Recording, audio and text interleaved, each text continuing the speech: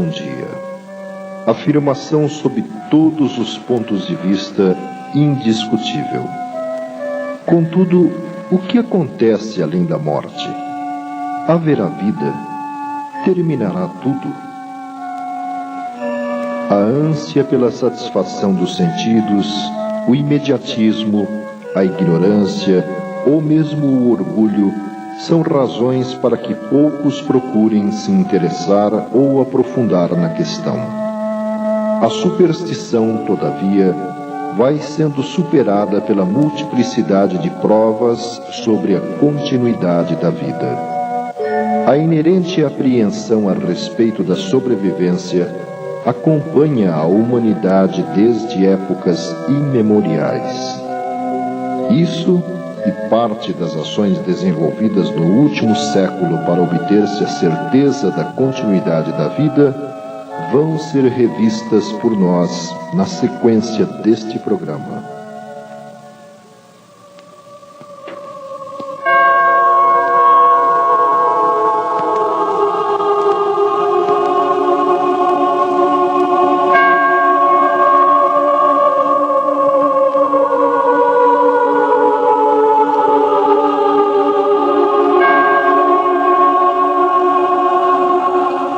Na Índia, sua religião primitiva teve como base os livros dos Vedas, os quais, por sua vez, têm suas origens para além de 58 mil anos de nossos dias.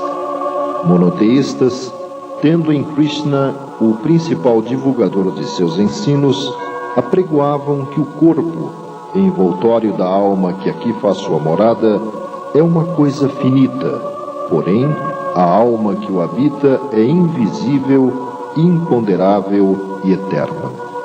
Quando o corpo entra em dissolução, se a pureza é que o domina, a alma voa para as regiões desses seres puros que têm o conhecimento do Altíssimo. Mas, se é dominado pela paixão, a alma vem de novo habitar entre aqueles que estão presos às coisas da terra. Na Ásia, mais recentemente, 500 anos antes de Cristo, Sakyamuni ou Buda ensinava a seus discípulos que a morte não é senão uma ilusão, um dos agentes da vida que exige uma renovação contínua e transformações incessantes. No Egito, Hermes Trismegisto, 20 séculos antes de Cristo, explicava que o destino do espírito humano tem duas fases: cativeiro na matéria e ascensão na luz. As almas inferiores e más ficam presas à terra por múltiplos renascimentos, porém, as almas virtuosas sobem voando para as esferas superiores, onde recobram a vista das coisas divinas.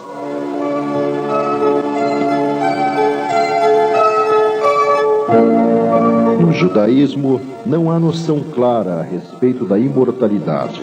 Contudo, Moisés, em seu Deuteronômio, capítulo 18, versículos 1, 2 e 12 do Velho Testamento, adverte: Nunca exista entre vós quem consulte adivinhos, quem observe sonhos e agouros, que use de malefícios, sortilégios, encantamentos, ou consultem os que têm o espírito pitônico e se dão a práticas da adivinhação, interrogando os mortos. Na Grécia, Pitágoras, também 500 anos antes de Cristo, fundamentando a ciência esotérica, explicava que a alma era o espírito envolvido em seu corpo fluídico e etéreo. Seu destino, sua queda e cativeiro na carne, seus sofrimentos e lutas, sua reascensão gradual, seu triunfo sobre as paixões e sua volta final à luz, tudo isto constitui o drama da vida. Na Gália, os druidas afirmavam que as almas não se sepultavam nos sombrios reinos do Érebo, mas sim voltavam a animar outros corpos em novos mundos. A morte não era senão o termo de uma vida. Alicerçando a doutrina cristã, Jesus forneceu várias indicações a respeito da sobrevivência da alma como no insuperável Sermão da Montanha, dizendo: Bem-aventurados os que têm o coração puro, porque verão a Deus. Ou, como registrado no capítulo 14, versículo 2 do Evangelho de São João: Há diversas moradas na casa de meu Pai. Ou no capítulo 3, versículos 6 a 8: Em verdade, se o homem não renascer de novo, não poderá entrar no reino de Deus. Ele mesmo demonstrou a sobrevivência após a morte, aparecendo a seus discípulos dias após a crucificação.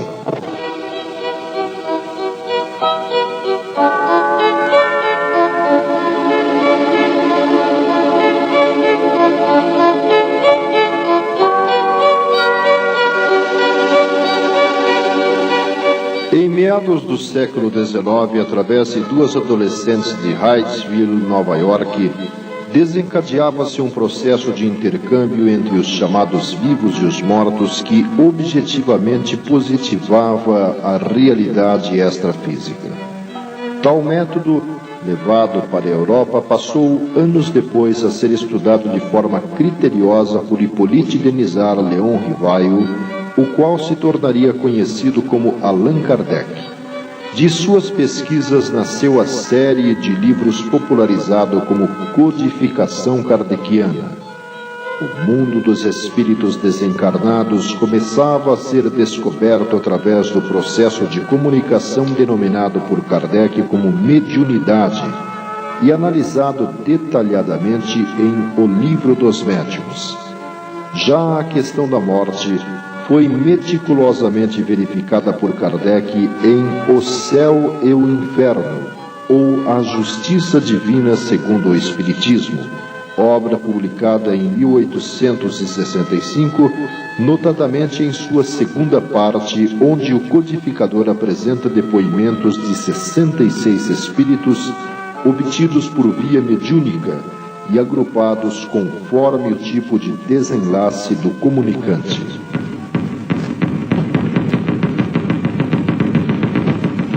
Vários intelectuais se engajaram na pesquisa e reflexão a respeito da sobrevivência, como o filósofo Leon Denis, autor, entre outros, de Depois da Morte, o astrônomo Camille Flammarion, que escreveu A Morte e o Seu Mistério, ou Gabriel Delan, que publicou A Alma é Imortal.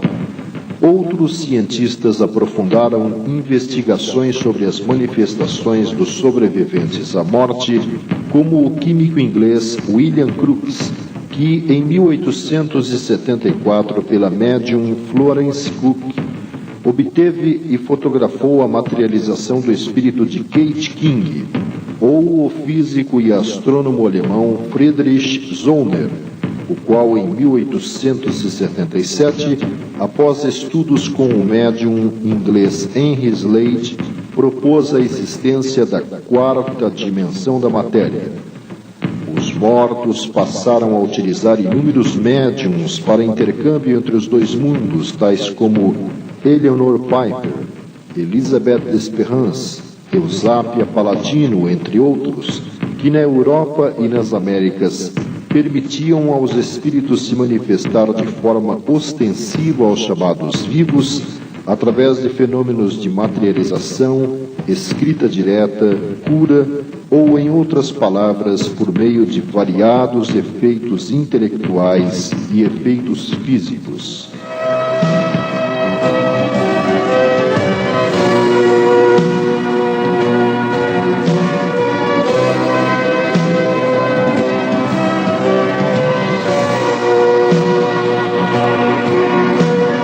A quantidade de ocorrências inexplicáveis pelos conhecimentos disponíveis era tamanha que levou o cientista francês Charles Richer em 1900 a propor a metapsíquica, ciência cujo objetivo era estudar os fenômenos mecânicos ou psicológicos devidos a forças que parecem ser inteligentes ou a poderes desconhecidos latentes na inteligência humana.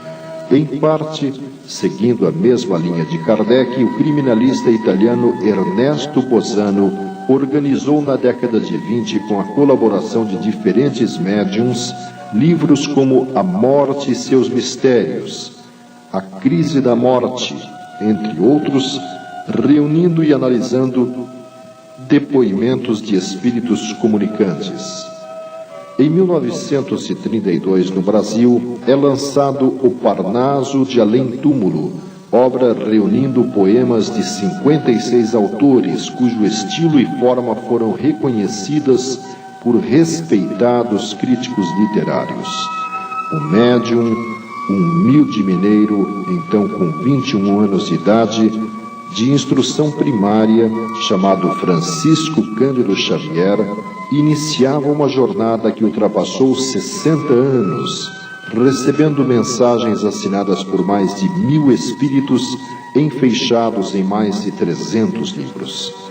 Em 1934, nos Estados Unidos, na Universidade de Duke, o professor Joseph Banks Heine propõe a parapsicologia, disciplina científica que investiga os fenômenos que, existindo na natureza, são inabituais na contingência humana, quer sob o ponto de vista qualitativo, quer sob o ponto de vista quantitativo, a qual, por pontos de vista radicais, deu origem a outras escolas como a psicotrônica ou a psicobiofísica. Estas, apesar dos avanços alcançados através dos anos, segregaram constatações e comprovações a respeito da sobrevivência a laboratórios, teses, monografias, livros e congressos, sem que a sociedade em geral tivesse acesso em larga escala às informações disponíveis. Na década de 50, começam a surgir outros caminhos para a comprovação da continuidade da vida.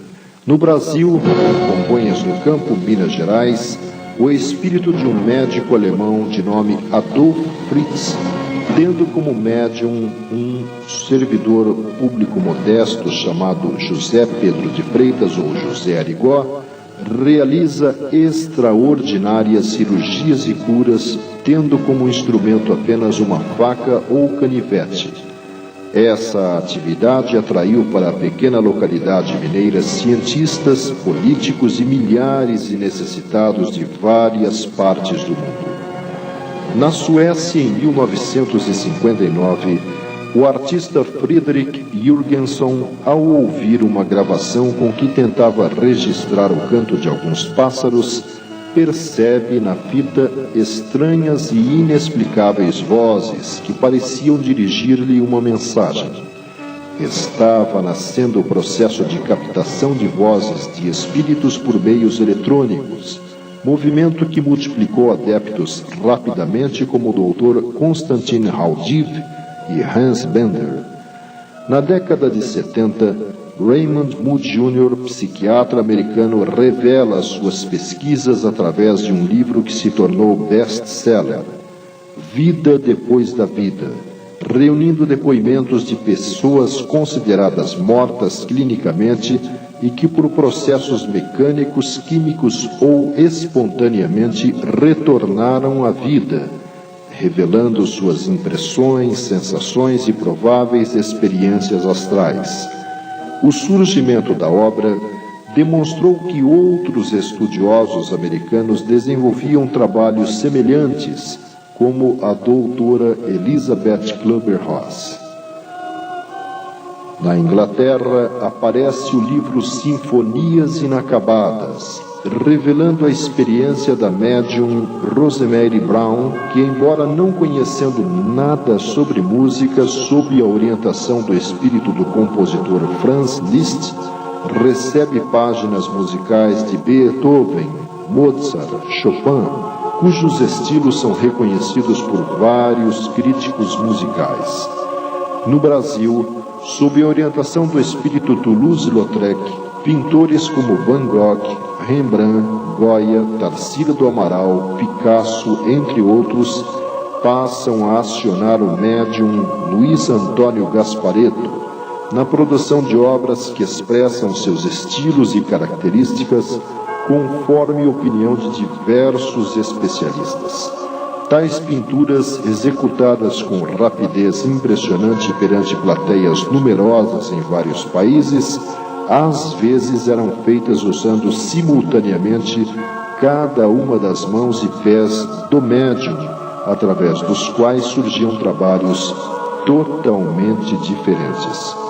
Em 1977, na Carolina do Norte, Estados Unidos, George Meek, após 6 anos aprofundando estudos quanto à utilização do cinescópio de TV para comunicação com os mortos, obtém resultados objetivos, forma inicialmente denominada Spiricom, e a partir de 1987 de Videocom.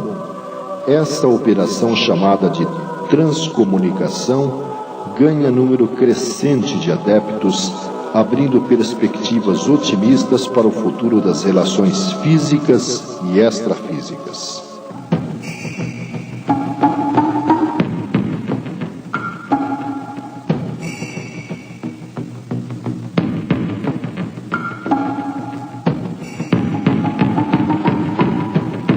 Apesar da quantidade de evidências sobre a continuidade da vida, nenhuma proposta foi tão precisa e aprofundada como a do Espiritismo, que dá a dimensão exata do que é o morrer e o após.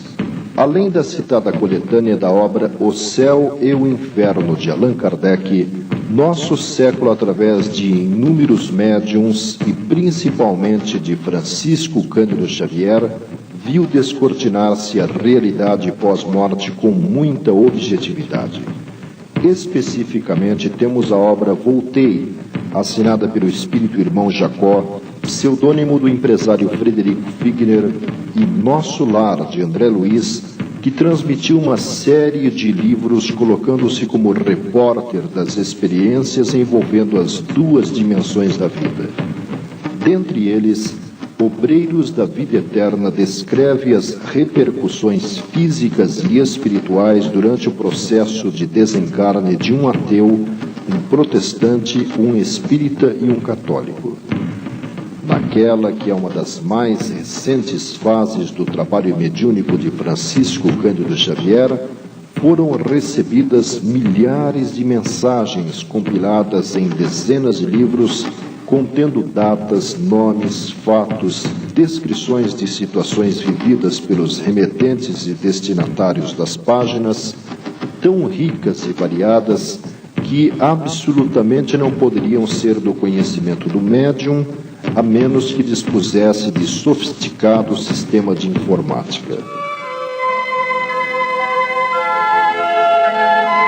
Pela repetibilidade de alguns elementos, segundo minuciosa pesquisa apresentada no livro Espiritismo e Vida Eterna, pode-se concluir serem relativamente comuns na fase do desencarne as seguintes ocorrências. Primeira, manutenção por parte do desencarnante durante algum tempo da lucidez e percepção quanto às atitudes, reações e comportamento das pessoas à sua volta, tentando reagir momentaneamente a esses acontecimentos.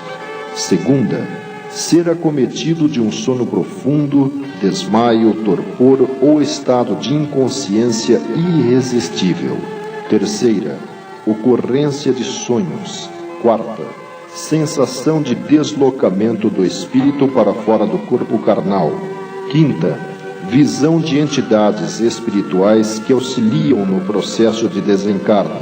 Sexta, a visão de uma névoa ou neblina branca e suave a envolver o recém-chegado à dimensão espiritual. Sétima, observação do antigo corpo carnal. Oitava, percepção das manifestações de inconformidade como choro, aflição, etc., dos que permanecem no plano físico. Nona, despertamento num leito de hospital no plano espiritual. Décima, perplexidade ante a consciência de se sentir vivos. 11ª, o reencontro com familiares e amigos que já haviam morrido. E finalmente 12ª, a recapitulação dos fatos da própria vida. O Livro dos Espíritos afirma categoricamente que a única fatalidade que existe na vida é o instante da morte, que é previsto no roteiro que o ser segue em sua passagem pelo plano material denso.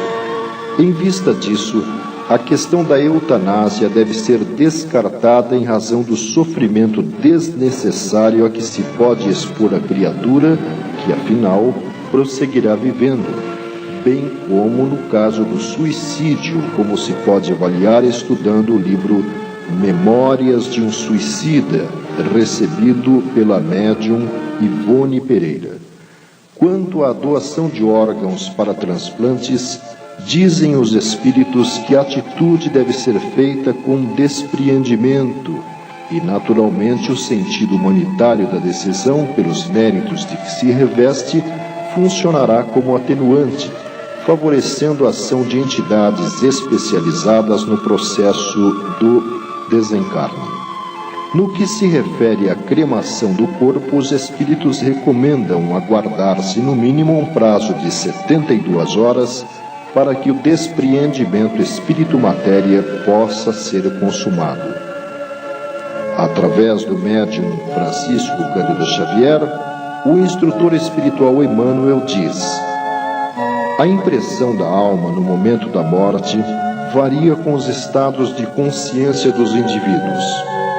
Para todas as criaturas, porém, manifesta-se nesses instantes a bondade divina, através da assistência de seus protetores e amigos invisíveis, que os auxiliam a se libertar das cadeias que os prendem à vida material. As sensações são mais ou menos de acordo com o tipo de morte. Elas, porém, passam, e nos primeiros tempos no plano espiritual, vai a alma colher os frutos de suas ações no plano físico. O adágio tal vida, tal morte recebe então sua sanção plena. E conclui: o Espiritismo começou o inapreciável trabalho de positivar a continuação da vida além da morte, fenômeno natural do caminho de ascensão. Esferas múltiplas de atividade espiritual interpenetram-se nos diversos setores da existência. A morte não extingue a colaboração amiga, o amparo mútuo, a intercessão confortadora, o serviço evolutivo.